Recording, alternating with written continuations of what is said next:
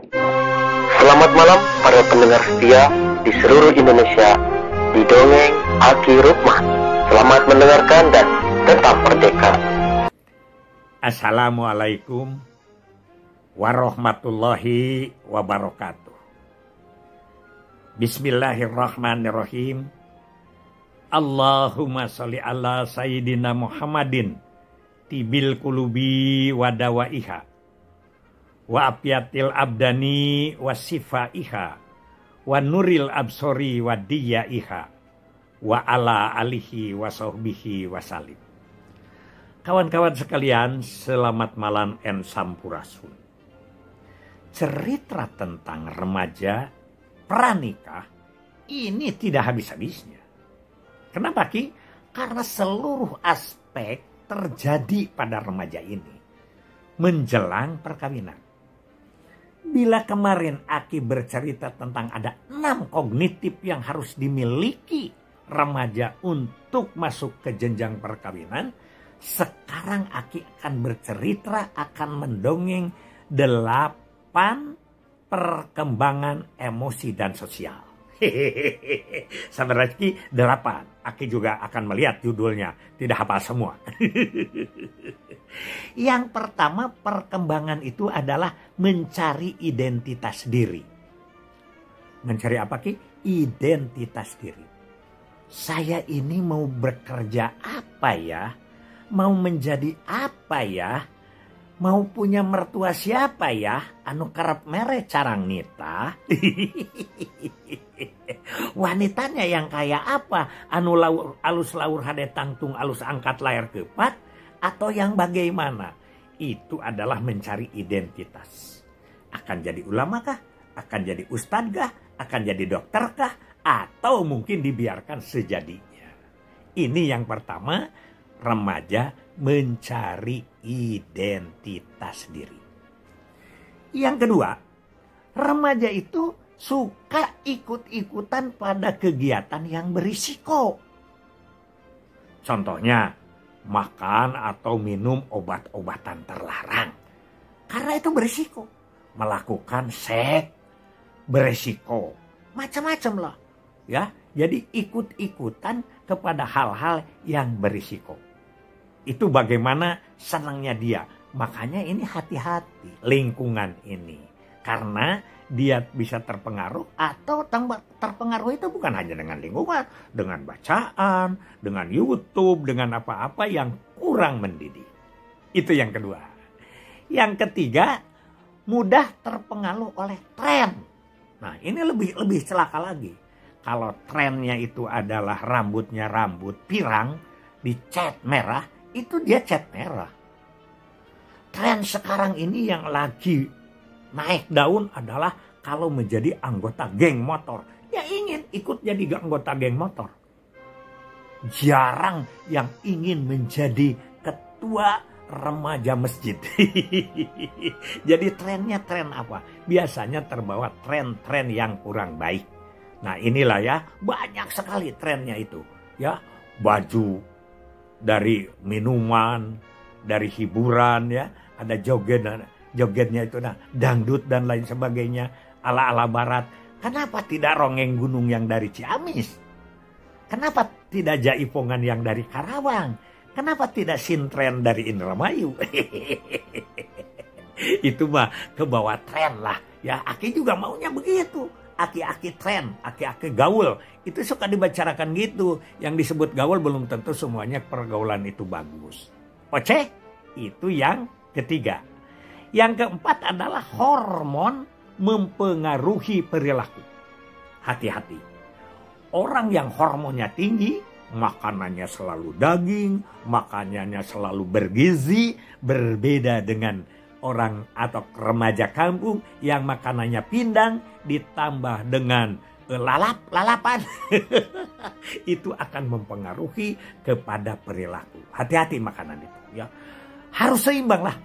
4 sehat, 5 sempurna, genep 7 kemerdekaan. Begitu ya dulu. Yang penting hormon-hormon yang kurang bagus untuk masukkan pada diri, yang tidak sesuai dengan umur dan lain sebagainya, itu harus hindari. Anda selalulah berkonsultasi dengan siapa? Dengan petugas gizi. Kecuali mau kawin juga, apa yang harus dimakan? Jangan pre-wedding yang diributkan.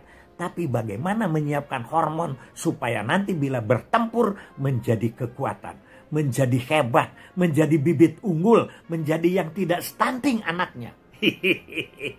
Itulah yang keempat tentang hormon ya. Yang kelima adalah perbedaan penghayatan. Terhadap apa Ki?